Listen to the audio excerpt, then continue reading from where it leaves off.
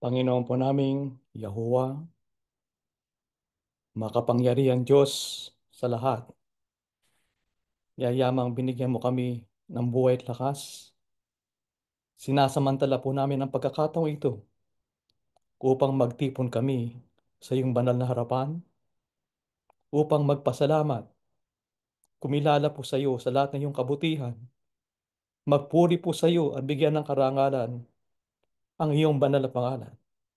Salamat po, O Diyos, Diyos ng langit na makapangyarihan sa lahat. Kitang-kita namin ang pagmamalasakit mo sa amin. Hayag na hayag sa buhay namin ang ginagawa mong kabutihan.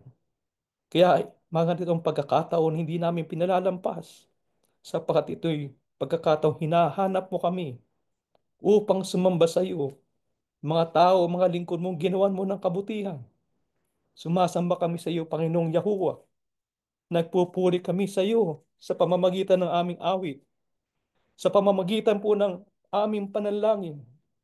Kaya maaaring wala kaming kabuluhan, nakikiusap kami sa iyo, tanggapin mo sana. Papagindapatin mo sana po ang aming mga pagsamba sa iyo. Salamat po sa lahat ng kabutihan mo. Araw-araw kitang-kita namin at hayag na hayag sa amin ang pagtulong mo at paggabay mo sa aming lakad, sa aming buhay sa araw-araw. Ito lamang po ay kahayagan na mahal mo kami. Tinutupad mo ang pangako mo sa amin, ang hula mo sa mga nakakaunting labis sa huling araw. Maraming salamat po, Panginoong Yahuwah, sa lahat na kabutihan mo at kagandahang loob mo sa bawat sa amin. Narito kami sa aming pagsamba, sapagkat sa pagsambang ito, nasusumpungan po namin ang kapayapaan po ng aming kaluluwa, sapagkat nandito ka po sa aming kalagitnaan. Alam mo naman, Ama, sa buong panahon ng aming buhay, ikaw ang aming kanlungan. Sa iyo kami nagsusumbong kapag kami nahihirapan. Sa iyo kami humihingi ng tulong kapag kami nagigipit. Sa iyo kami bumabaling, Ama, kapag kami humihingi ng awa at tawad sa lahat po ng aming pangangailangan. Kaya sa ganitong pagkakataon, humihingi kami sa iyo kung hindi po labag sa iyong kalooban. Sagutin mo sana ang aming mga panalangin, ang hinaing ng iyong mga anak. Mga suliranin namin wala pong mapagsasabihan kundi ikaw lamang. Pama namin, tulungan mo sana kami. Maging biyaya sa aming kaluluwa ang gagawin naming pagsamba. Tulungan mo kami sa aming pag-aaral ngayong umaga sa pangunguna ng aming kapatid. Sapagkat ang salita mo ang siya nagbibigay ng kasayahan sa aming kaluluwa. Nagbibigay ng kapayapaan hindi nakikita ng sanlibutan. Sa pamagitan ng iyong banal na Espiritu, dalawin mo naman po sana kami. Ikaw po sana ang aming maging panauhin upang maging masaya po ang aming kaluluwa sa araw na ito. Umaasa kami, Panginoon, na babaspasan mo din po ang handog na nakayanan ng iyong mga anak upang maging ganap po ang aming pagsama ngayon sa umaga ito. Umaasa po kami na dininig mo po ang aming maraming pakiusap sa iyo. Patatawarin mo kami sa mga nagawa namin pagkukulang sa iyo. Sapat ang lahat ito ay aming hinihiling at ipinakikiusap po sa tanging karapatan po lamang at pangalan ng aming Panginoon at pagligtas. Panginoon po namin, Yahu sa Kristo po.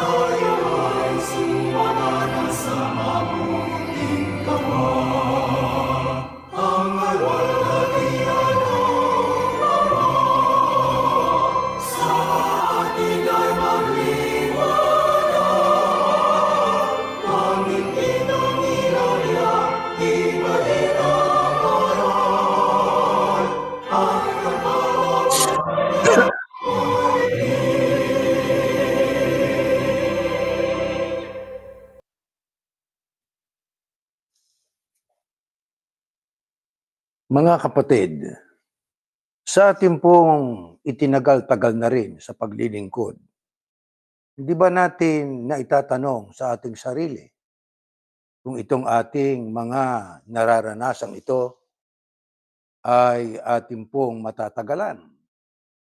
Ito kaya ay atin po na mapanindigan at tayo makarating doon sa hangganan ng ating paglilingkod sa Panginoon Diyos?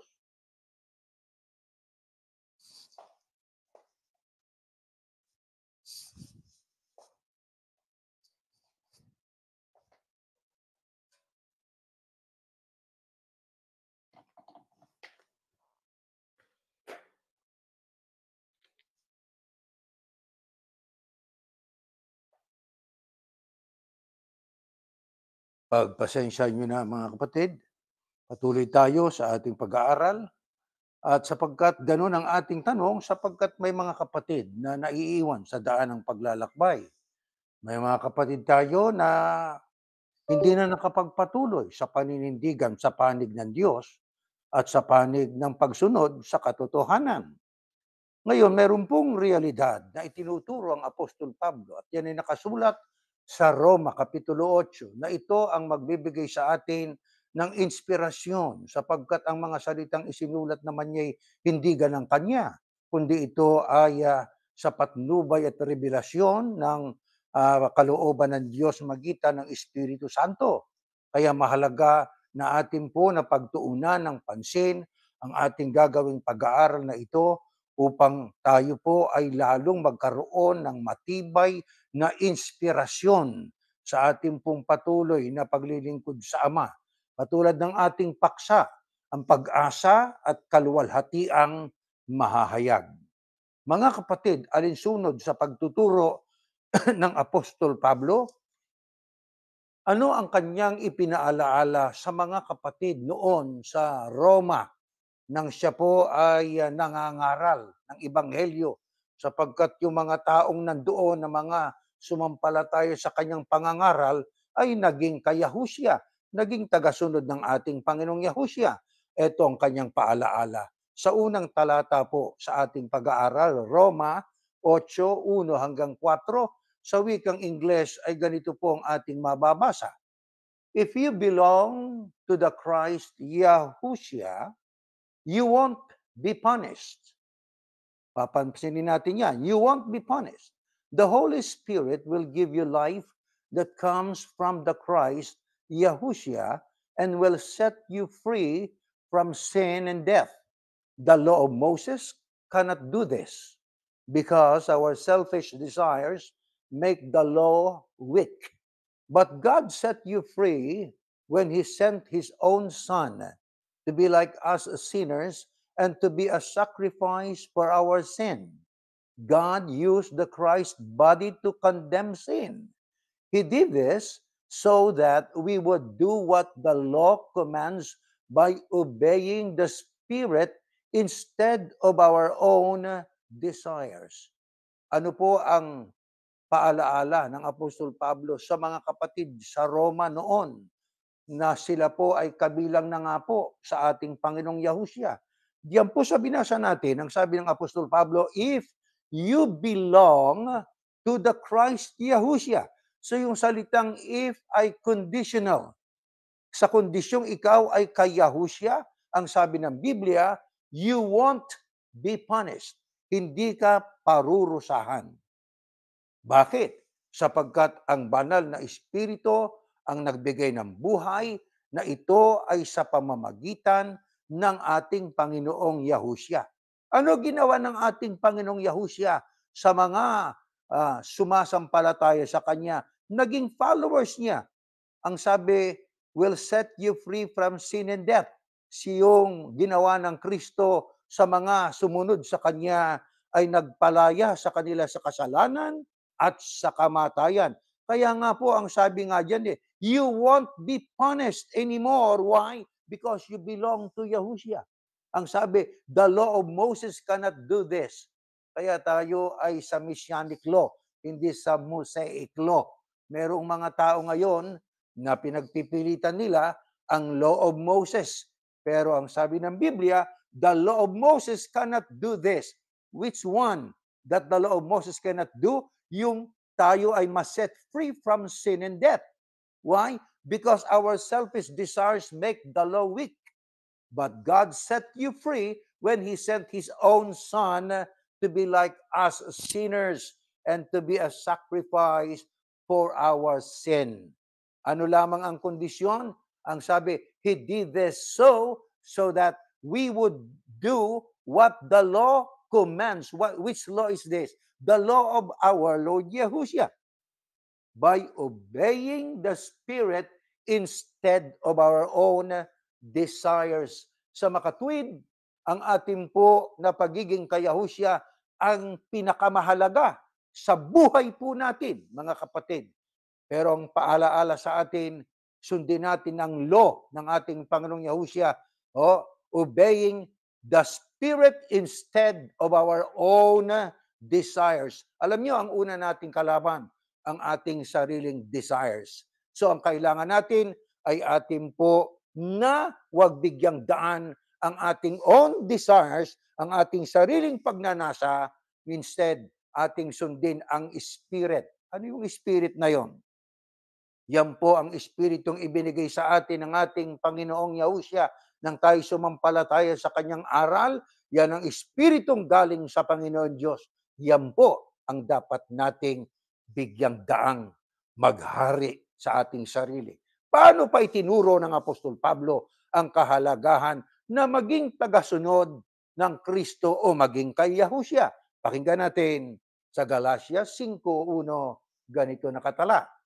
Pinalaya tayo ni Kristo o ng Kristo sa ilalim ng kautusan.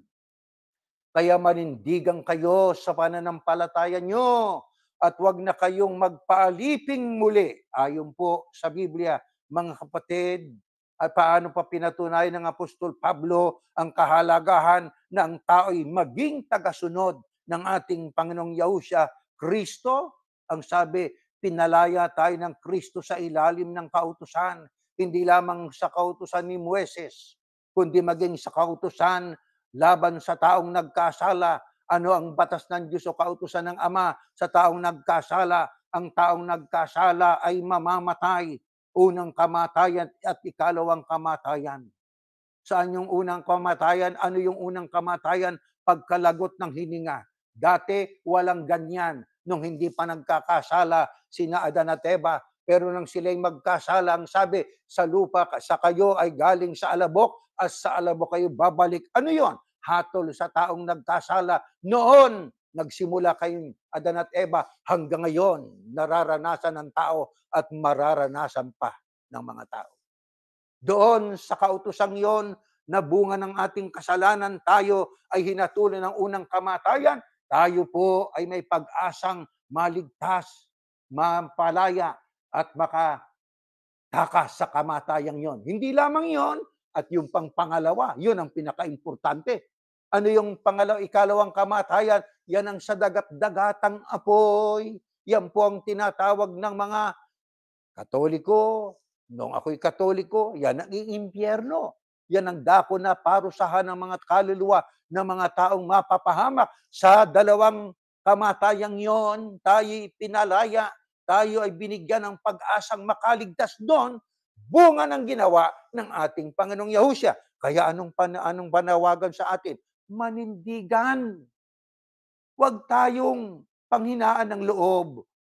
Kung tayo man po ay nakakaranas ng iba't ibang uri ng mga kahirapan, kaguluhan at kawalan ng kapayapaan sa buhay na ito, kailangan tayong manindigan sa panig ng ating pananampalataya at huwag tayong magpaaliping muli sa kasalanan o kaya'y magpaalipin sa tao, leader ng relihiyon, o kaya'y magpaalipin sa gawain ng mundo.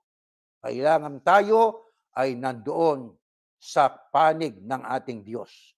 Ngayon, paano po itinuro ng Apostol Pablo ang pagkakaiba noong ating personal desires, yung desires natin o pagnanasa natin sa ganang ating sarili, at yung Espiritu ng Diyos na yun ang kailangan po na maghari sa atin. Paano niya itinuro ang pagkakaiba? Next slide. Ganito nakasulat.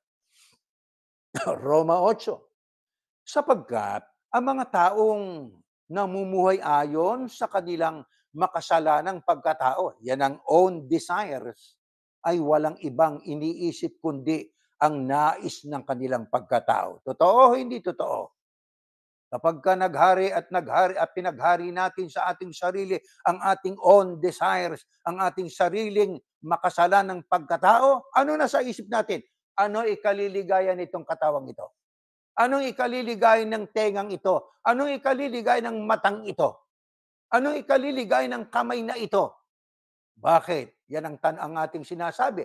Sapagkat ang ating isip ay nakaprone o nandoon sa panig ng ating personal o own desires. Kaya siyempre pa, ang iisipin ng taong ganon, ang isipin niya yung para sa kanyang kaligayahan. Sukdulang lumabag sa kalooban ng Diyos. Ito pa sabi ni Pablo. Pero, ito na, narito yung contrast. Ang tao namang namumuhay ayon sa banal na espiritu ay walang ibang iniisip kundi ang nais ng banal na espiritu. Nakita niyo pagkakaiba? Kaya kapag ang tao po ay nabubuhay at ang pinili niya ay ang banal na espiritu, ang patnubay ng Diyos, ang kapangyarihang galing sa Diyos, ang aral ng Diyos, aba, siyempre ang iisipin noon ay yung nais ng banal na espiritu. Ano ba nais ng banal na espiritu? Tuloy natin. Oh, ito at makikita natin ang pagkakaiba rito. Ang kahihinatnan ng pagsunod sa nais ng makasalanang pagkatao ay kamatayan. Nakita niyo pagkakaiba? Kapag ang pinaghari natin sa ating sarili ay ang pagkataong ika nga na desire natin, hangarin natin, pagnanais natin, ang wakas natin ay saan? Kamatayan.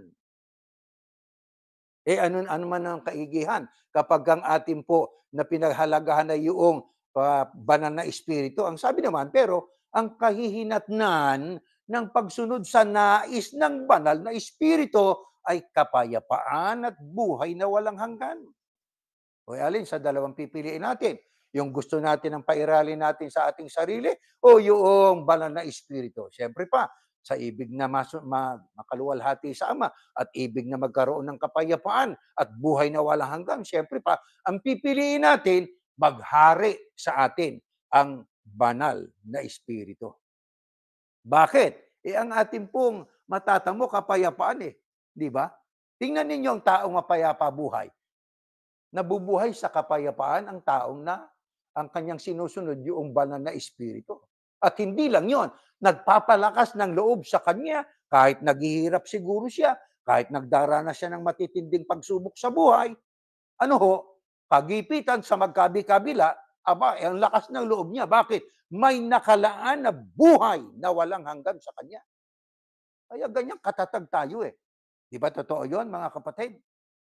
Lahat ng ating nasasagupa na iba't ibang pagsubok, hilahil at mga kahirapan baliwala ho yun Bakit? Meron kasing nakabaon sa isipan natin, sa ating pagkatao. Di baling maranasan ko yan. Meron naman akong buhay na walang hanggan. Ano sabi ng Biblia pa? Kalaban ng Diyos ang sino mang sumusunod sa nais ng makasalanan niyang pagkatao. Maghanap na kayo ng ibang kalaban, wag lang ang Diyos. Di po ba? Sabi nga ng Apostol Pablo sabi ni Pablo, kung ang Diyos ay nasa atin, sino ang laban sa atin? Hindi ibig sabihin walang kalaban. Pero kapag ang ating kasama'y Diyos, hindi uubra sino man ang laban sa atin. Alam nyo, ang kalaban ng Diyos, yung taong ang pinaghahari niya, kasalanan sa sarili niya. Bakit po, ministro? Yung mga taong makasalanan, mas mahaba buhay. Hindi ko na po alam yon. Ang tanging nakakaalam na ng Diyos. Ngayon, kung pagbabatayan natin ang mga nakaraan nating mga pag-aaral, di ho ba katulad po halimbawa ni Haring Ezekias. Si Haring Ezekias, isang taong matuwid na naghari, ano ho? Hindi matuwid sa sentidong hindi nagkasala, pero ang kanyang pangangasiwa, ang kanyang pamamahala, matuwid. Di ba? Kaya nang siya'y malapit nang mamatay, ay talagang nanalangin siya sa Panginoon Diyos Di ho ba, Ama, dagdagan mo po ang buhay ko alang-alang sa bayan mo. Dinagdagan ang buhay niya ng 15 years more. Di po ba? Humaba buhay niya Di ba? Bakit? May nakita ang Diyos sa kanya yung kanyang hinihingi hindi para sa kanyang personal, di ho ba? Kundi para sa iyong bayan. Kaya dinagdagan siya. Lamang kung itutuloy niyo ang pag-aaral, ang naging 15 years na pamumuhay niya ay hindi naging tama eh. Bakit? Naging mayabang siya. Ang Diyos na bahala sa kanya. Pinakikita lang po sa atin na kapag tayo binibigyan ng tsansa ng Panginoon Diyos o pagkakataon na tayo po'y mabuhay pa, piliin natin ang mabuhay ng ayon sa nais ng banal na espiritu, mga kapatid. Mas maganda po yun eh. Di ho ba? At tayo'y payapa at may buhay na walang hanggan. Ito pa sabi, kalaban ng Diyos ang sino mang sumusunod sa nais na makasalanan niyang pagkatao dahil ayaw niyang sumunod sa kautusan ng Diyos at talagang hindi niya magagawang sumunod. Kaya ang mga taong nabubuhay ayon sa kanilang makasalanang pagkatao ay hindi maaaring kalugdan ng Diyos. O sige na nga, mga kapatid, ano sa tingin ninyo ang damdamin ng Diyos sa mga taong lapastangan sa magulang? Matutuwa ba ang Diyos doon? Sa tingin ninyo? Ano sa tingin ninyo ang damdamin ng Panginoon Diyos sa mga taong ang kanyang mga mahal sa buhay binaliwala at kung magsalita sa mga miyembro niya, kung siya man ay leader ng relihiyon, ay itatayo kong buhay ko, itataya ko ang buhay ko alang-alang sa inyo. O nasabi mo yun sa iba, pero hindi mo nasabi sa pamilya mo. Ano yan? Pambobola. Ang Diyos ba ay pwedeng bulahin ng tao? Aba, hindi. Kung ang tao nabobola ng kanyang kapwa-tao, pero ang Diyos ay hindi natin pwedeng dayain at iligaw sapagkat alam ng Diyos ang nangyayari, alam ng Diyos ang nasa isip ng tao, alam ng Diyos ang gawain ng tao. Kaya ang sabi ng Biblia, ang mga taong nabubuhay ayon sa kanilang makasalanang pagkatao ay hindi maaaring kalugdan ng Diyos. Tapos ang usapan natin dyan. Kaya maaaring ikay nangangasiwa pa ng pagsamba, maaaring ikay na lumilingap sa kapwa-tao, pero ang totoo, hindi nalulugod ang Diyos yan. Kaya ang sabi ng Biblia, ang handog ng makasalanan ay karumal-dumal sa akin. Nakita ninyo ang pasya ng Diyos? Ang paghahandog ay utos niya, pero ang handog ng taong makasalanan ay karumal-dumal sa Diyos yan. Pero, ito na, sa 9, pero hindi na kayo man nabubuhay ayon sa makasalanang pagkatao. Ito yung mga sumunod na kay Yahusya. Kundi ayon sa patnubay ng Espiritu. Kung totoong nasa inyo na ang Espiritu ng Diyos, kung wala sa isang tao ang Espiritu ng Kristo o ni Kristo, siya'y hindi kay Kristo. Pero dahil nasa inyo na si Kristo, mamatay man ang katawan nyo dahil sa kasalanan, buhay naman ang inyong espiritu dahil itinuring kayong matuwid ng Diyos. Isipin yung garantiya yan. Kausap ni Pablo yung mga tagasunod ng Kristo sa Rome. Di ho ba? Ang sabi niya, maaring dahil sa kasalanan mamamatay ang katawan nyo, pero buhay naman ang espiritu dahil itinuring kayong matuwid ng Diyos. Ano ibig sabihin? Ano ba parurusahan sa atin? Di ba kaluluwa? Di ba? Ang nagbibigay buhay sa ating espiritong galing sa Panginoon Diyos.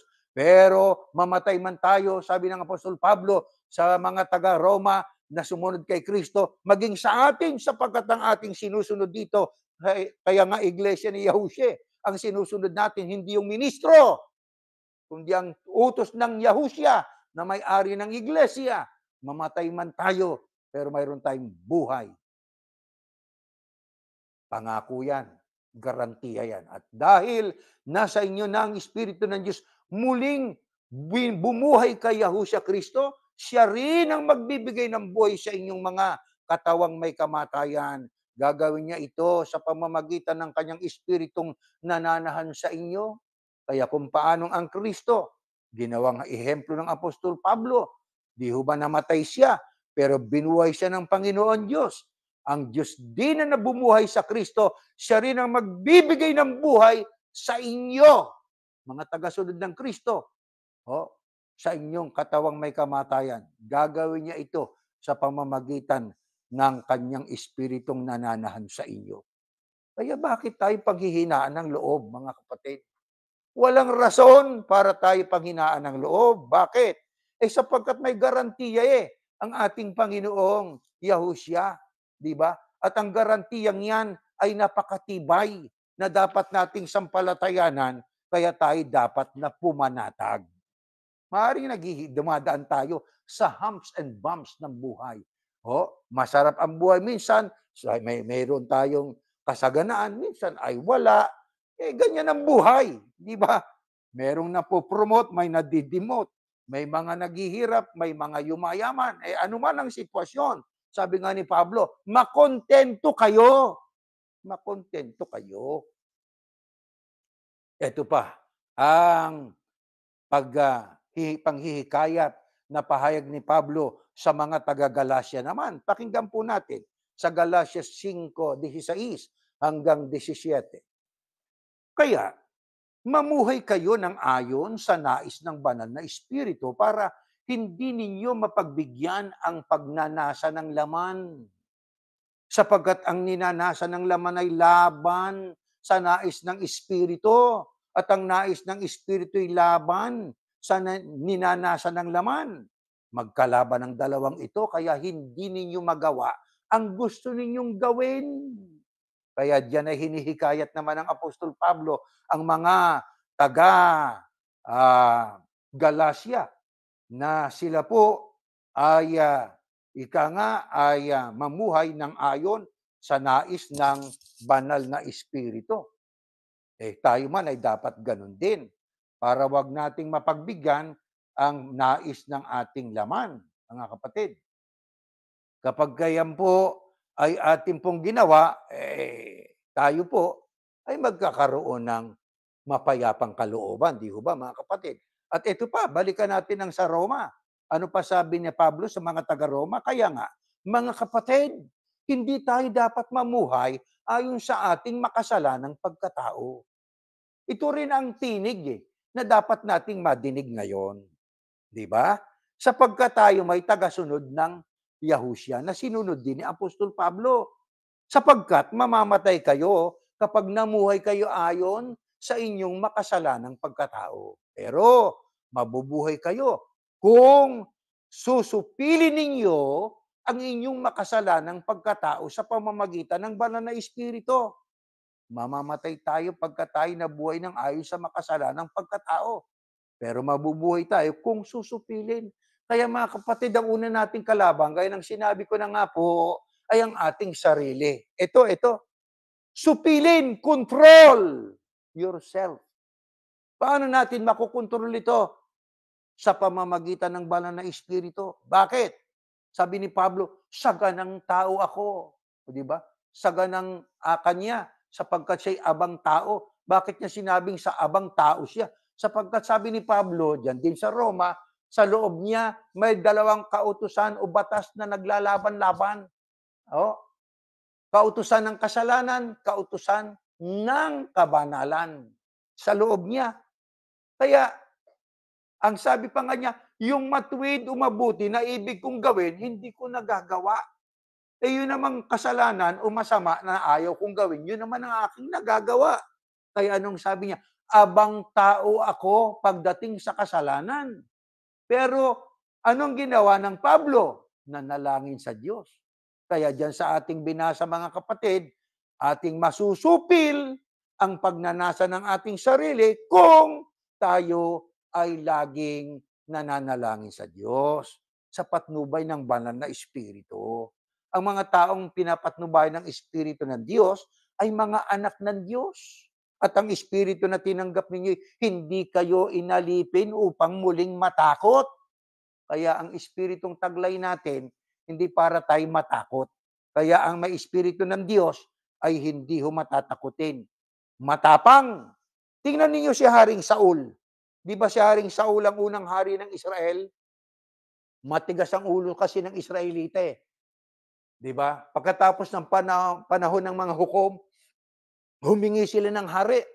Sapagkat ang nakita nila, yung mga karatig bansa nila may mga hari. Samantalang alam naman nila ng kanilang hari ay si Yahuwah. Pero sabi ng Diyos, kay propetang Samuel, sige, bibigyan mo sila ng hari. Alam naman nilang akong hari. Hindi ikaw ang itinatakwil, ako kanilang itinatakwil. Pero ang mangyayari, pagka sila'y magkakaroon ng hari, ang mga anak nila'y magiging alipin, mga anak nila'y maghihirap. Pero binigyan ng hari. Alam nyo, si Saulo ay pinahira ng langis, tandang siya'y pinatnubay ng Espiritu ng Diyos. Pero nang maglaon, tinakasan siya ng Espiritu ng Diyos. Nang takasan na siya ng Espiritu ng Diyos, anong naging taglay niyang damdamin? Nagiging matatakotin. Ano katunayan? Nang sila'y hinamon ng higanting Pelisteo na si Goliath, natakot itong si Saul. Siya pa ba'y namamahala noon sa Israel? Opo, pero ano ang kanyang nagiging reaksyon nung siya'y hamunin nitong hindi halas na Pilisteyong higanting si Goliath? Matatakutin. Bakit? Wala na kasi yung Espiritu ng Diyos eh. Pero noong ipahanap niyang pwedeng lumaban doon sa higanting yun eh, tinanong niya doon sa ama ni David, mayroon ka pa bang ibang mga anak? Kasi dito sa mga anak mo to, walang uubrang lumakipaglaban niya sa higanting yun eh. Ang sagot ng tatay nitong si David, mayroon pa. May anak pa akong isa nandoon, no? Isa siyang shepherd. Siya ay nangangalaga ng mga tupa. Ipatawag mo nga, sabi ni Saul. Abay, nung nandoon na itong si David, bata pa eh, namumula ang pisngi, di ba? Abay, gusto nitong si Haring Saul na paramtan ng damit na pandigma. Pero ang sabi nitong si David, wag na. Wag na po, di ba? Kumbaga, kumuha lang siya ng ilang pirasong bato at mayroon siyang ika nga, parang tirador, ano? Di ba? Slingshot na tawag doon.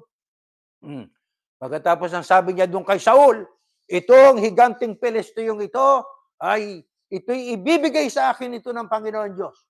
Mapapansin ninyo, ang may espiritu ng Diyos, ang tapang makipaglaban, mga kapatid. Pero itong namamahalang si Saul na hari, bagamat siya'y perming nasa trono pa rin, pero wala ng espiritu. Kaya hindi kataka-taka na mayroong mga relihiyon sa panahon natin, kapag kay tinakasan na ng Espiritu ng Diyos, ang mga pasya'y mali. Ang mga pasya'y mali. At kung saan na dinadala ang mga taong tagasunod niya. Pero ang may taglay ng Espiritu ng Panginoon Diyos ay boloob, matapang ang kanyang kalooban, sapagkat hindi siya katutubong matapang ang nagpapatapang sa kanyang Espiritu ng Diyos na taglay niya. Kaya iba ang nagagawa ng Espiritu ng Panginoon Diyos. Di po ba, mga kapatid? Ito pa ang ating mababasa. At ang Espiritu na tinanggap ninyo, hindi kayo inalipin upang muling matakot. Ayon. Sa halip ginawa kayong mga anak ng Diyos. Ngayon, sa pamamagitan ng banal na Espiritu, matatawag na ninyong Ama ang Diyos. Ang banal na Espiritu at ang ating Espiritu ay parehong nagpapatunay na tayo mga anak ng Diyos. At bilang mga anak, mga tagapagmana tayo ng Diyos at kasama ni Kristo na magmamana ng mga pagpapalang inilaan niya. Sapagkat kung magtiis tayo kagaya ni Kristo noon, darating ang araw na pararangalan din tayong kasama niya. Maliwanag yung mga pahayag na yan ng talata ng Biblia na yung pong Espiritu palang tinanggap natin ang nagbibigay po ng authority para ating tawagin ng Diyos na Ama. Kaya kapag wala kang Espiritu ng Diyos, wala kang karapatang tumawag sa Kanya ng Ama. Ang banal na Espiritu parehong nagpapatunay na tayo mga anak ng Diyos. At kung mga anak, tagapagmana.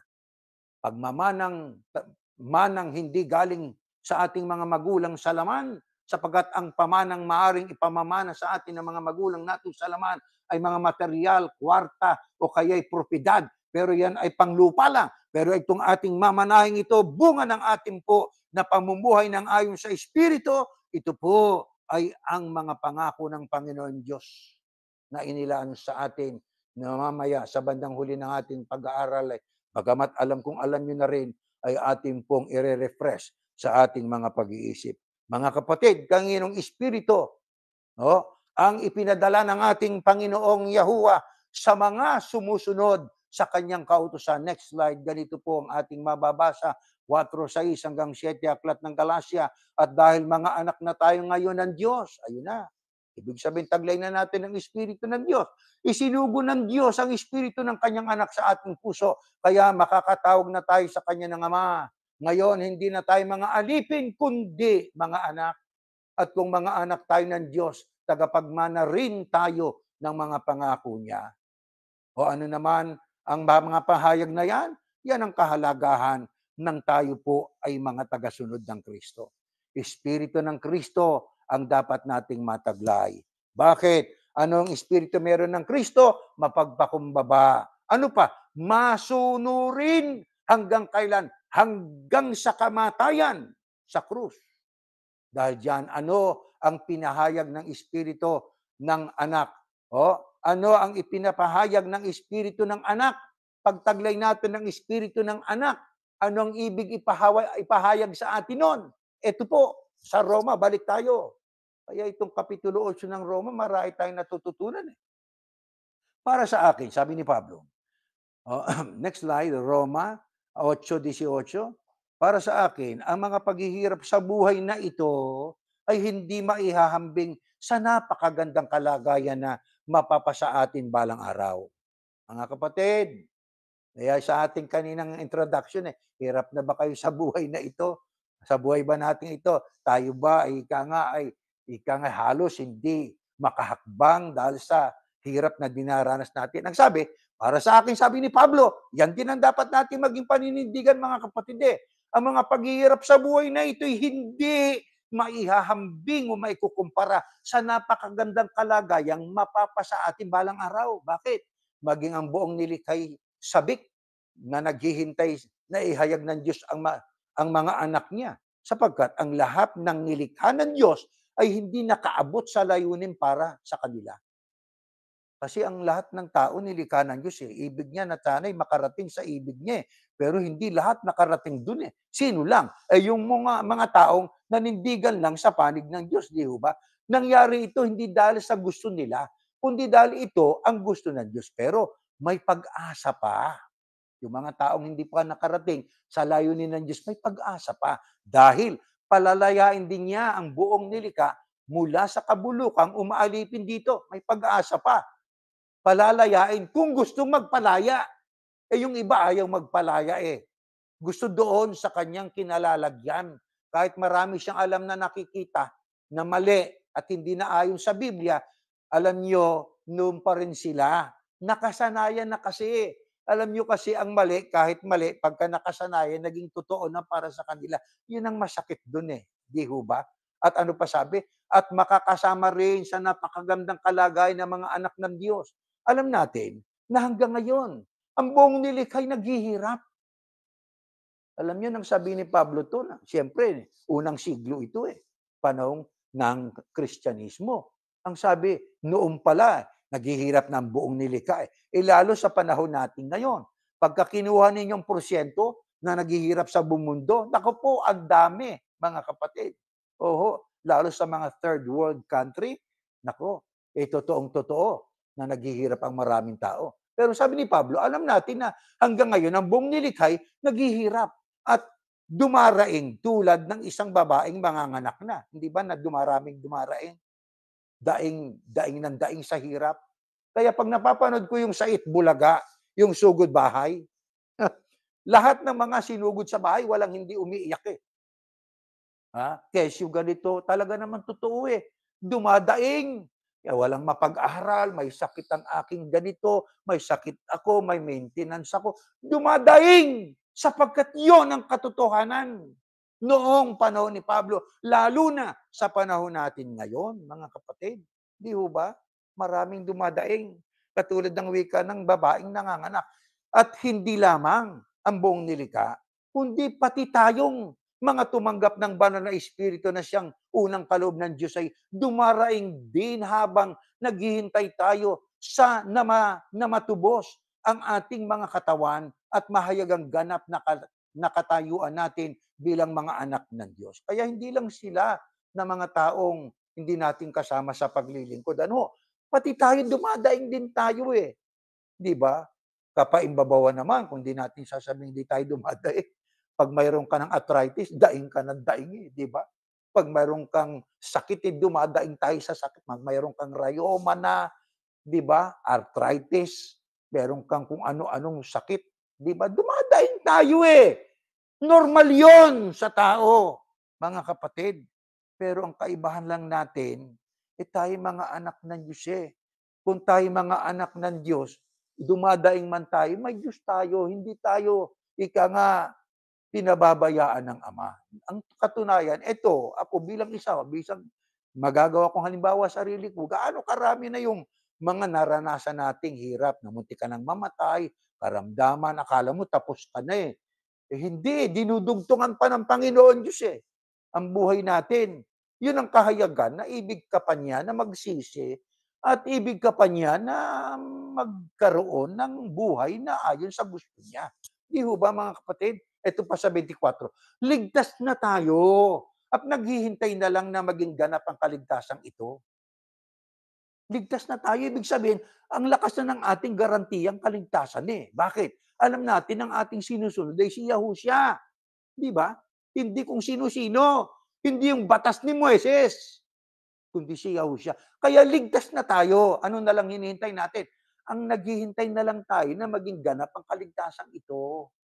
Maging kumpleto. Kailan makukumpleto 'yan? Di pagka tayo nakasama sa rapture, 'di ba? 'Yun ang completion ng kaligtasan natin. Ano pa? Umaasa tayo dahil wala pa ang inaasahan natin? Siyempre. Kaya tayo umaasa. Bakit? Hindi pa natin nakakamtan yung inaasahan natin. Pero yung ating inaasahan, yun ang nagpapalakas ng ating loob. Di ba, mga kapatid? Kaya ako, pagka lobat, kumbaga sa battery ako, nagbabasa ako ng talata, mga kapatid. Yung mga talatang gaya nito, nagbibigay ng inspirasyon kasi yung mga salita ng Diyos, eh. Di ho ba? At ang salita ng Diyos ay tunay at totoo. Mangyayari't mangyayari. Ba't hindi mo asahan yan? Ba't hindi natin basahin yan? Kaya magbasa kayo, mga kapatid. Ito namang aming suwestyon. Magbasa kayo ng mga talata ng Biblia. Napakasarap pakinggan at damahin ang mga salita ng Diyos. Ang sabi pa, aasa pa ba tayo kung nariyan ang ating inaasahan? Siyempre hindi, di ba? Nakamtan mo na, eh. Pero kung ang inaasahan nila ay wala pa, maghihintay tayo ng may pagtityaga. Ayan ay pahayag ni Pablo sa mga taga-Roma noon. Yan din ang pahayag sa panahon natin, sa bagong tipan. May inaasahan ba tayo? Opo. Ang ating bang inaasahan ay peke? Hindi. Tunay. Bakit tunay? Diyos ang nangako, eh. Kaya nung sabi, habang hindi pa natin nakakamtan yung ating inaasahan, maghintay tayo ng may pagtityaga. Kaya mga kapatid, may kasabihan tayo na kapag ka may tiyaga, may nilaga. Di ba? Pagka tayo may tiyaga sa paglilingkod at sa paghihintay, tayo po ay tiyak na hindi mabibigo. Bakit hindi tayo dapat padaig sa kahirapan, mga kapatid? At paano tayo makakapanindigan sa panig ng Diyos habang naghihintay tayo sa pagdating ng ating inaasahan? Pakinggan natin sa aklat po ng Korinto, sa 2 talatang itong pinagsama natin. Sapagkat ang mga paghihirap na dinaranas namin sa mundong ito'y panandalian lamang at hindi naman gaanong mabigat. At dahil sa aming mga paghihirap, may inihahandang gantimpala Diyos para sa amin na mananatili magpakailanman at hinding-hindi mapapantayan. Diyan pa lang sa talatang yan, hinihikayat ni Apostol Pablo, ang mga taga-Korinto, maging tayo sa bagong tipan, papaloob tayo dito, kautusan ng Kristo ito, Sapagkat ang sabi, ang mga paghihirap na dinaranas namin sa mundong ito ay panandalian lamang. Totoo naman po yun, di ho ba? At hindi naman gaanong mabigat. Kasi hindi naman tayo pwedeng bigyan ng Diyos ng pagsubok at mga iba't ibang mga karanasang hindi natin kaya, di ba? Ang Diyos ay just. Makatwiran ng Diyos, di ba? Ang Diyos ay talagang matuwid. Kaya hindi niya tayo pwedeng bigyan ng mga bagay na hindi natin kaya. Ang kailangan lang natin po ay atin pong isipin, sandali lang yan, hindi naman mabigat yan, O, ang sabi pa, at dahil sa aming mga paghihirap, may inihahandang gantimpala. Dahil sa naghihirap tayo sa pagsunod, may gantimpala, may premyo. Di ba? May reward na nakalaan para sa mga sumusunod. Kaya sabi ni Pablo, ito ang kanyang kailangan, ito ang kanyang pahayag na ito'y dapat din natin gawin. Tinutulungan tayo ng banal na Espiritu sa kahinaan natin. Di ba tayo talaga may kahinaan? Minsan tayo bumibigay. Minsan nagagawa natin eh. Kung tayo nananalangin malimit, nung tayo magdanas ng kahirapan, nakakalimutan natin manalangin. Imbis na lalo kang manalangin, di po ba? Eh ako minsan, naranasan ko po yun. Nakakalimutan ko manalangin minsan. May pagkakataon, pagka-preoccupied yung isip mo ng mga problema, problema sa pamilya, problema sa mga kamag-anak na humihingi din ng tulong sa'yo, minsan nakatulala ka eh, di ba? Ay, ako pala dapat manalangin. Nagagawa natin ganon. Nakakaligtaan natin minsan. Pero ang sabi, sa kahinaan natin, ang tumutulong, banal na Espiritu. Hindi natin alam kung anong dapat nating ipanalangin. Totoo po yun eh. Kaya ang Espiritu na rin ang namamagitan sa Diyos para sa atin sa pamamagitan ng mga daing na hindi natin kayang sabihin. At ang anumang naisabihin ng banal na Espiritu, alam ng Diyos na siyang sumisiyasat sa puso ng mga tao sapagkat namamagitan ng banal na Espiritu para sa mga mananampalataya kung ano ang ayon sa kalooban ng Diyos.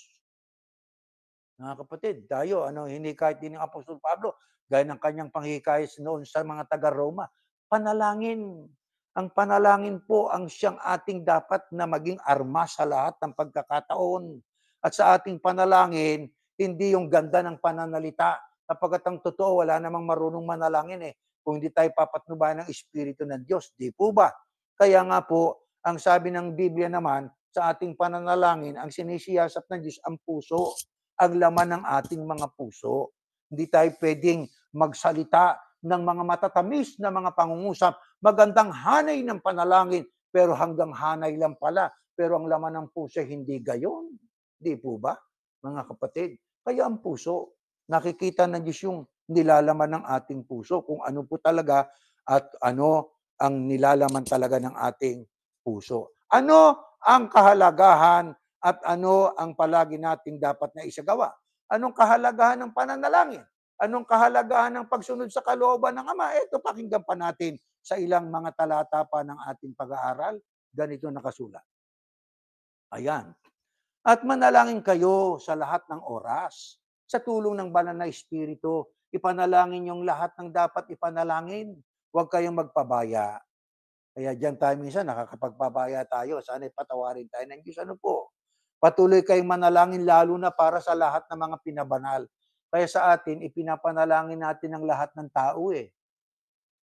Di ba, mga kapatid, hindi naman masama na ating mapuna ang kanilang mga maling doktrina sapagkat utos naman ng Diyos yun.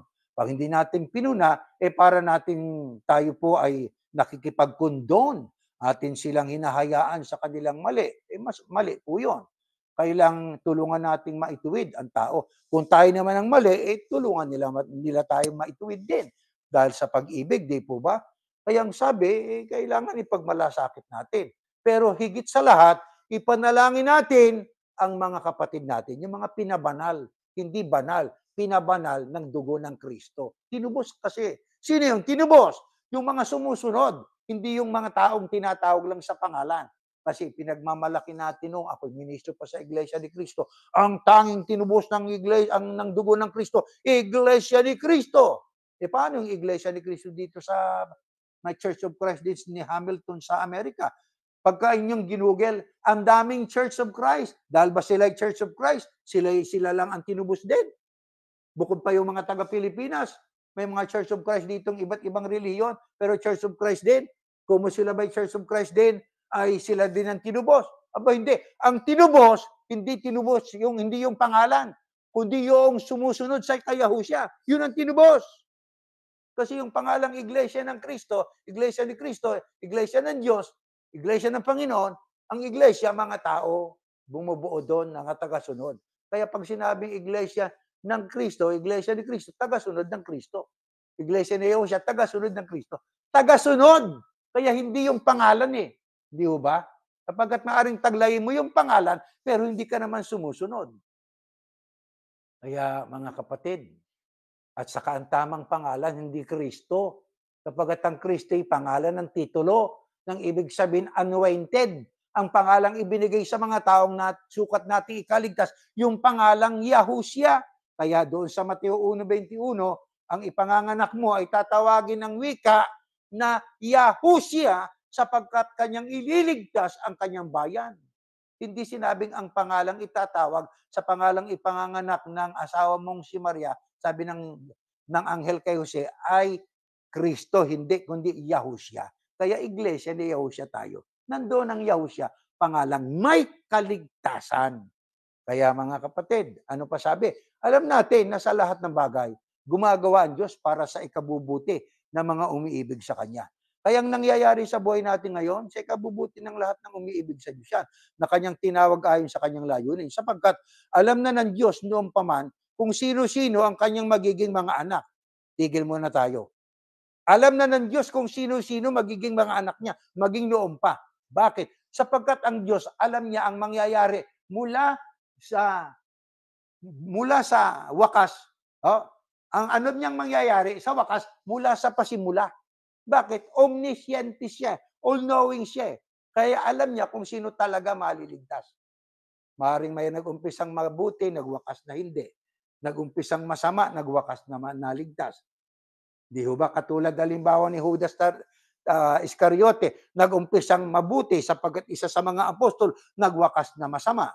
Yun naman pong isa sa mga tulisan o magnanakaw na kasama ng Kristo nakabayubay sa krus, nag-umpisa siyang masama, nagwakas naman siyang may pangakong isasama sa paraiso pagdating ng panahon.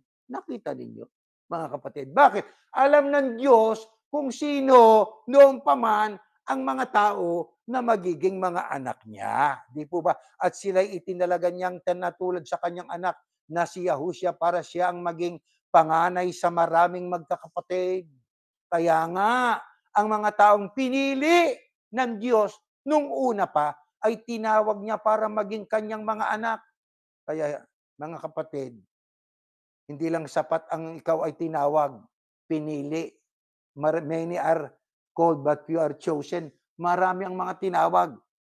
Kaya sa iglesia, marami tinawag. Pero pipili pa ang Diyos dyan. Yan nga ang makakabilang sa very small remnant. Majority yung mga ayaw sumama. Di ba? Ang sinamahan nila, yung bilang nila, yung ganda ng kanilang mga kapilya, yung socialization, yun ang sinamahan nila. Pero hindi nila kasama Diyos doon. Pasensya na, yan ang totoo. Pero darating pang panahon na sila'y makakaunawa rin, gaya po natin. Kasi ang Diyos ay pag-ibig di ba? At ang mga tinawag niya ay itinuring niyang matuwid, at ang itinuring niyang matuwid ay binigyan niya ng karangalan. Kaya tama yung ating paksa Pag-asa't ang karangalan o kalawalatiang mahahayag. Di ba, mga kapatid?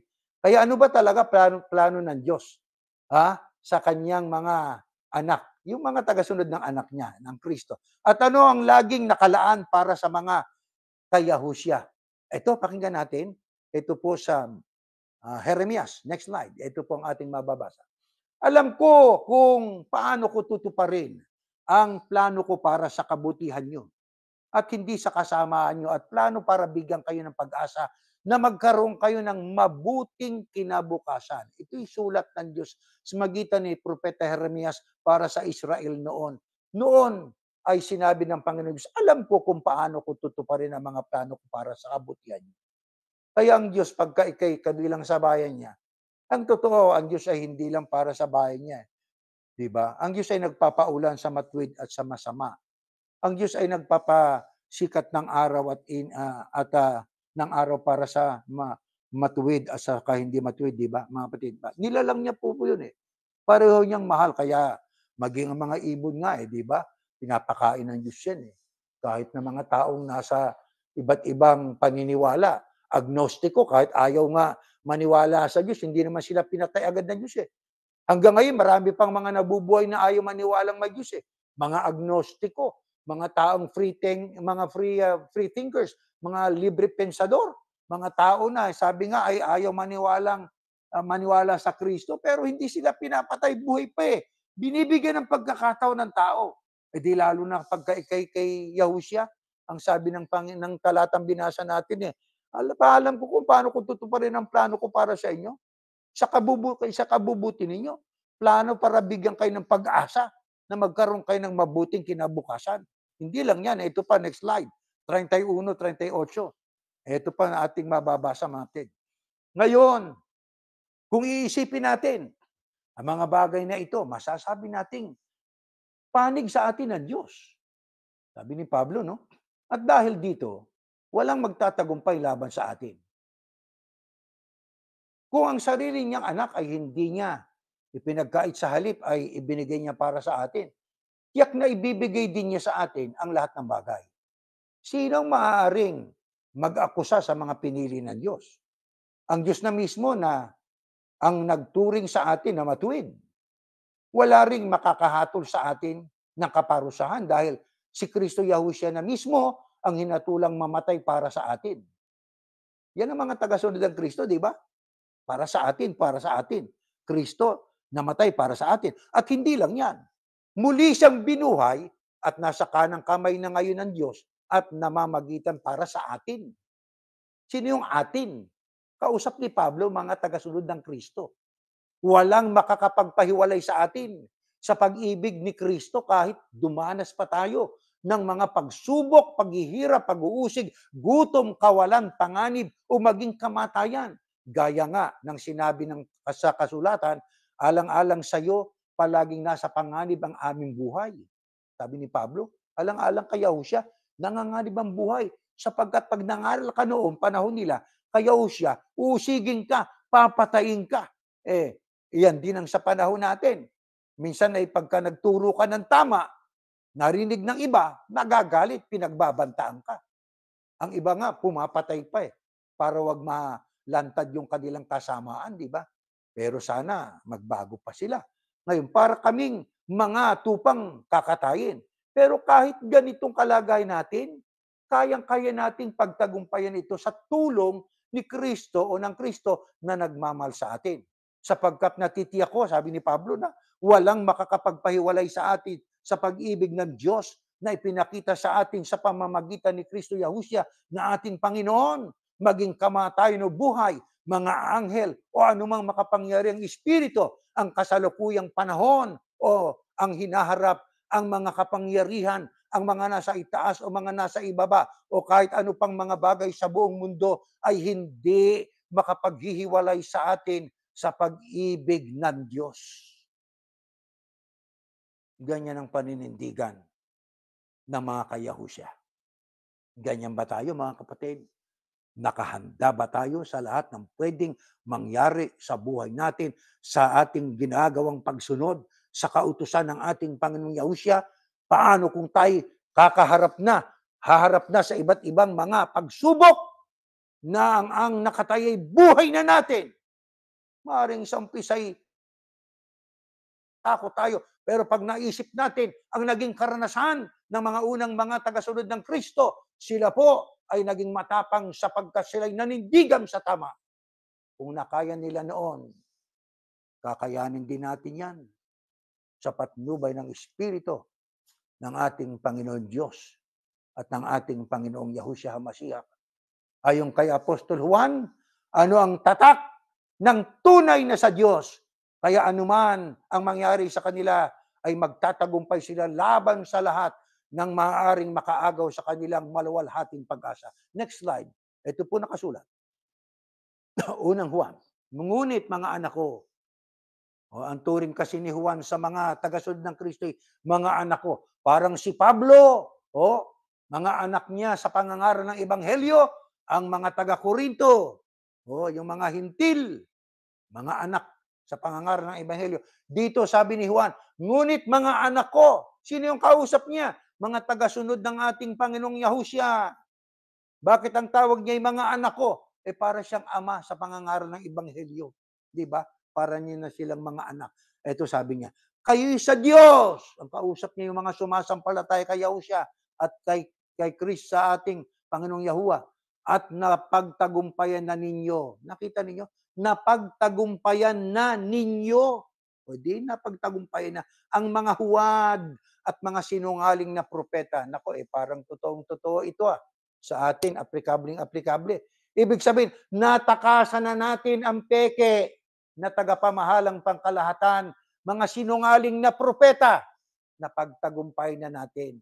Ano dahilan? Bakit tayo nakatakas doon sa pagkaalipin doon, sa pagsunod sa isang tao na huwad naman, peke? Ang sabi, dahil ang espiritong nasa inyo ay higit na makapangyarihan kaysa kay Satanas. Tandaan ninyo, may dalawang kingdom sa mundo, kingdom ng Diyos, magitan ng ating Panginoong Yahushua, kingdom po ni Satanas. Kung paanong ang Kristo ay may mga ministrong tunay, itong si Satanas, meron ding mga ministro. Kung paanong ang Kristo po ay ministro ng kaliwanagan, gagayahin niya ni Satanas na kunyari, ano din siya anghel ng kaliwanagan. Di ba? Ay ganyan din ang kanya mga ministro, meron din siya mga ministro mapagpanggap. Di ba? Kasangkapan. Peke, mga huwad, hindi tunay. Pero napagtagumpayan yan ng mga kausap ni Juan, ng mga tagasunod ng ating Panginoong Yahushua noong unang siglo. Kaya tayo man ay aplikable po yan sa atin, mga kapatid. Nakatakas na tayo, nakalaya na tayo sa pangaalipin ng mga huwad. Ang mga huwad na mga lider ng reliyon, mahilig mang alipin yan. Utos ng utos po yan. Siyang nagahari ngayon si Satanas ang nagahari ngayon sa mga makamundo. Itong mga huwad at sinungaling na propeta ay makamundo. Nako, totoo po yan. Nagpagawa ng iba't ibang mga building, nagpagawa ng iba't ibang bumili ng iba't ibang propiedad, mga patay na mga puok na wala namang dahilan para bilhin mo. Mga dead town, mga patay na yun ang mga binili nila, galing sa Abuloy. Isipin ninyo, mga kapatid, itong mga huwad at sinungaling na mga propeta, makamundo. Kaya ang mga bagay ng mundo, ang kanilang itinuturo at nakikinig sa kanila ang mga makamundo. Yan, nakikita ninyo? Diyan din itinuturo sa atin ang pagkakaiba ng mga taong makamundo at mga taong taglay ang espiritu ng ating Panginoong Yahushua. Mga peking, mga tagapagturot, mga propetang sinungaling. Hindi nila ipagtatapat sa mga miyembro ang kanilang mga nabili na mga propiedad na lumilipad. At saka, hindi nila sasabihin sa mga miyembro na kesyo ganito at ganyan. Hindi, mga sinungaling nga Di ba? Pasensya na, pero yan ang nakasulat sa Biblia. May makamundong mga mangangaral. Kaya puro makamundo na sa isip. Aakitin yung mga tao. Pagka kayo'y nagbigay ng marami din ang ibibigay sa inyo ng Diyos. Totoo nakasulat doon. Pero ba't doon yung sila inaakay? Puro kwarta. Kaya doon sa mga miyembro, puro daing. Nako, dito sa amin ang daming handugan. Maraming tipon construction. Maraming tanging handugan. Special. Sa amin wala. Tuwing pagsamba ng kami, may abuloy. Yan naman kasi nasa Biblia Bawat isa'y magbigay ng abuloy ayon sa kanyang iginiginawa. Wala ritong mga espesyal, tipon construction. Nako, wala nang tigil yon. Ano yan? Puro makamundo kasi Nakatira sa magandang tirahan, ang mga miyembro'y walang tahanan. Mga kapatid, tiyak tayo magtatagumpay. Kung napagtagumpayan po yan ng mga unang tagasunod ng Kristo, ay mapagtatagumpayan din natin. Napagtagumpayan na rin natin. Una, nakatakas tayo sa mali na relihiyon. Ngayon, nasa pagsunod na tayo. Magtatagumpay pa rin tayo. Bakit? Marami pang darating hanggat may buhay May pag-asa na darating yung iba't ibang pagsubok pa. Pero ito po, ang sabi ng Biblia, nagtagumpay ang mga kayahusya. Ano kaigihan pag nagtagumpay? Next slide. Ito pong ating mababasa. Etong napakahalaga. Ang magtatagumpay ay daramtan ko ng maputing damit. Hindi ko buburahin ng kailanman ang kanyang pangalan sa aklat ng buhay. Kikilalanin ko ang kanyang pangalan sa harapan ng aking Ama at sa harapan ng kanyang mga anghel. Mahalagang magtagumpay. Daramtan ko ng maputing damit. Ito pong binasa natin ay dikta ni Yahushua kay Juan na apostol sa pulo ng Patmos. Isulat mo ito. Ang magtagumpay ay daramtan ko ng maputing damit. Sulat yan para sa lugar na kung tawagan ay Sardis. Sa church sa Sardis. Yung tagasunod ng Kristo. Kaya mahalagang magtagumpay. Magtagumpay laban sa kasalanan. magtagumpay laban sa pakana ni Satanas, magtagumpay laban sa pagsunod sa maling aral, magtagumpay laban sa makamundong pamumuhay. Ano ang sabi? Bibigyan tayo, pasusuotan tayo ng maputing damit. Anong isinisimbolo ng maputing damit? It symbolizes, sabi nga, righteousness, purity, and honor. Yang maputing damit ay sumasagisag sa katwiran, karangalan, at kadalisayan. At ang sabi, hindi ko buburahin kailanman ang kanyang pangalan sa aklat ng buhay. Ito'y isang makalangit na talaan ng mga tunay na kayahusya. Diyan nakatala ang mga pangalan ng maliligtas. Hindi sa talaan ng iglesia, kung sino mang iglesia, aling mang iglesia ang may talaan. Hindi diyan sa libro nila na itinatala ng taong kalihim nila ang mga taong maliligtas. Maaaring nakatala ang pangalan mo ron, pero hindi nakatala sa aklat ng buhay sa langit. Pero ang sabi ng Kristo sa mga alagad niyang tunay na hindi lamang tinatawag sa pangalang Yahusya o tagasunod ni Yahusya, kundi ibinubuhay pa ang aral ng ating Panginoong Yahusya, ang sabi ay maliwanag, hindi ko buburahin kailanman ang kanyang pangalan sa aklat ng buhay. At ang sabi pa, kikilalanin ko ang kanyang pangalan sa harapan ng aking Ama. Ang talatang ito'y gumagarantiya sa mga mananampalataya ng kanilang kaligtasan ay sigurado, nakabatay sa ginawa ng Kristong pagtubos, hindi nakabatay sa ating sariling gawa para wag tayong magmalaki. Kaya ito ang mga tao na aakyat na kasama ng mga unang binuhay na maguli. Ang darat ng buhay sa isang kisapatay babaguhin, sasalubong sa Panginoon sa alapaap. Daramta ng mapuputing damit sapagkat na-reveal na sa kanila, nahayag na ang pag-asa, nahayag na sa kanila ang kaluwalhatian na kanilang inaasahan. Ang pagsalubong kay Yahusya sa araw ng pag-ago o rapture at maghaharing kasama ng Diyos. At pagkaraan ng 7 taon ay bababa kasama ng mga anghel para isagawa ang paghatol, pagtatatag ng millennial kingdom, paghaharian ng ating Panginoong Yahusya. Doon makakasamang maghahari ang mga magtatagumpay. Kaya mga mahal na kapatid, sa konting panahong nalalabi sa ating buhay, di natin tiyak kung kailan tayo kukunin ng Diyos. Siya lamang nakababatid. Habang may buhay tayo, gawin natin ang ipinagagawa ng Ama. Sumunod sa mga utos, huwag mabuhay sa ating makamundong pamumuhay. Paghariin sa atin ang aral ng Ama, pag-ibig sa kapwa. Ang pagpuna sa mali pag-ibig, hindi hatred o kaya ay puot. Hindi. Kung nababanggit man natin, pagkat yun ay kayagan ng ating pagmamalasakit, namamanik ang Diyos sa puso ng ating mga kapatid at sa ating kapwa-tao, dinggin ang tinig niya. Hindi ang tinig ng ministro, ang aral ng Diyos, ang salita niya. Huwag tayong paalipin sa ating kapwa-tao.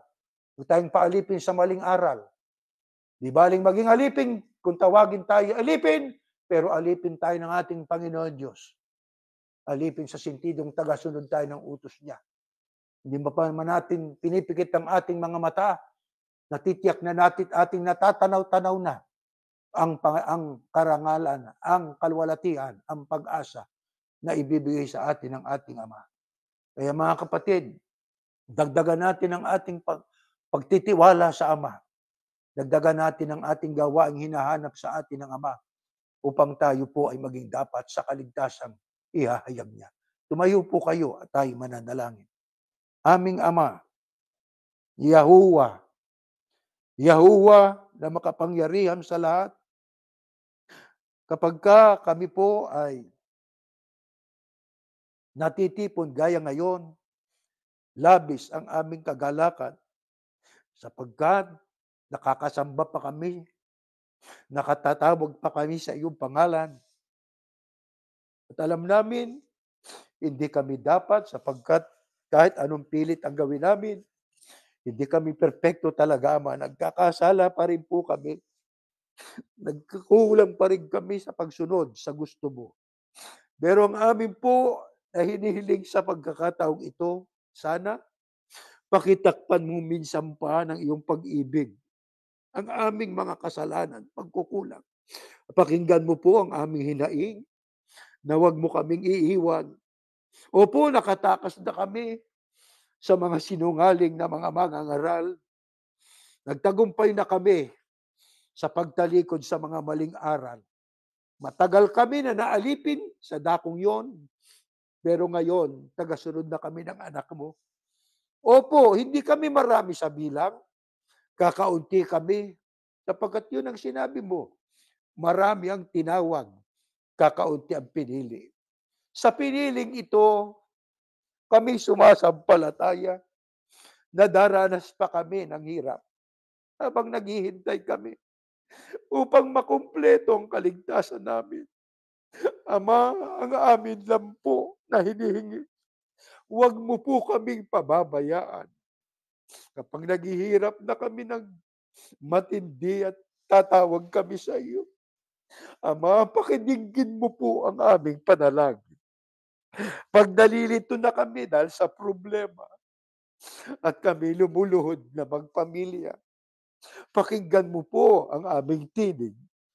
Kapag kami may sakit at ang aming karamdaman minsan, nagiging dahilan ng aming pagbagal sa pagsunod. Ama, iyo sana kaming sagipin. Iyo sana kaming ibangon. Kapag minsan ay naghihina ang aming loob, palakasin mo po ang aming kalooban. Ipatanaw mo ang mahahayag na kaluwalhatian sa pag-asa na aming inaasahan. Salamat po ng marami sa iyo at aming patuloy na ipinanalangin ng mga kapatid namin na hindi pa namin kasama sa pananampalataya. Sana dumating din ang araw na sila'y magsiyasat, magbasa at mamulat din sa katotohanan. Salamat po ng marami at sana'y patnubay ng buong sangkatauhan ang mga leader ng mga bansa, mga taong nasa kapangyarihan at kayamanan, na sana'y huwag silang makapag-isip na sa ikapipinsala ng kapwa, sana'y kapayapaan pa at mayroon pa nagkakataon ng mga tao na makapagsiyasat sa mga aral. Salamat po ng marami. Ang lahat ay dalangin namin sa pag-asang inari mo na po sa ngalan ng iyong anak, ang Panginoong Yahushua na aming tagapagligtas. Amen.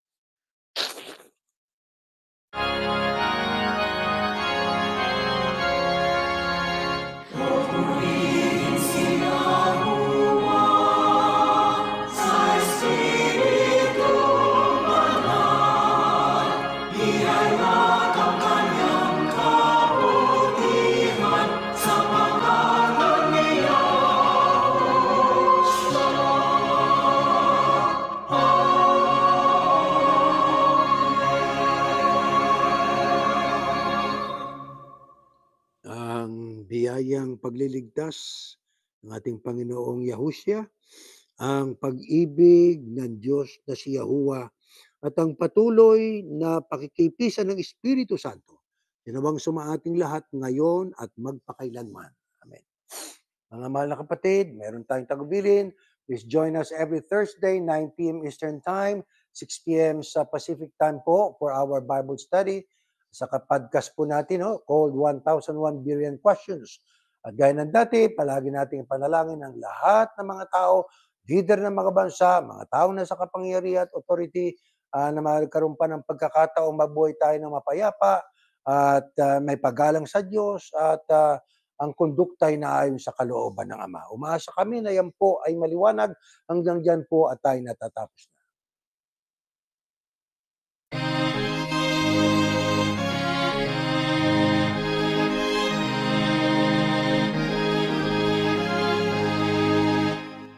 Sa puso natin ang aral ng Diyos Yahuwa at maging matatag. Pagkatyak na darating araw ng paghuhukom o kaya siya'y tingin.